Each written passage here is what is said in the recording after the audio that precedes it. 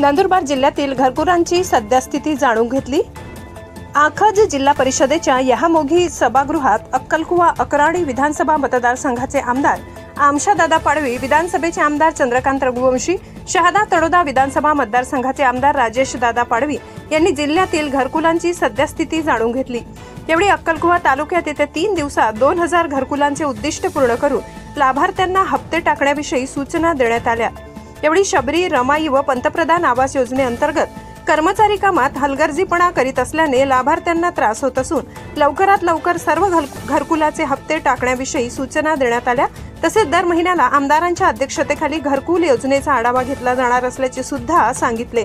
यावेळी जिल्हा परिषदेचे मुख्य कार्यकारी अधिकारी सावंत कुमार, आदिवासी विकास प्रकल्प अधिकारी श्री चंद्रकांत पवार, उत्तम राऊत तसेच ग्रामीण गृहनिर्माण विभागाचे प्रमुख अधिकारी व कर्मचारी उपस्थित होते।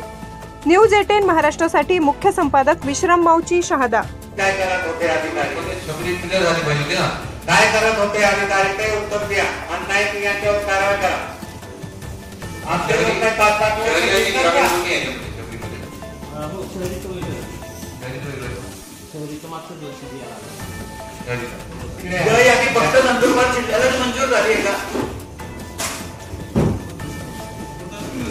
पूर्ण राज्यासाठी याचं दुर्दैवानं असं भासवतो कोणीतरी आम्ही किंवा फक्त डळ यादी म्हणजे नंदुरबार जिल्ह्याला मंजूर करून आणलेली आहे। पूर्ण राज्यासाठी ती डळ यादी आहे।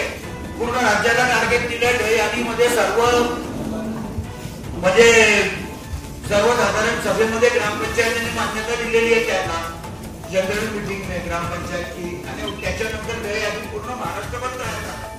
पण दुर्दैवानं असं चित्र आहे की नंदुरबार मध्ये डळ यादी डिक्लेअर झाली नाही, असं नाहीये। पूर्ण महाराष्ट्राला डळ यादी आहे आणि आता डळ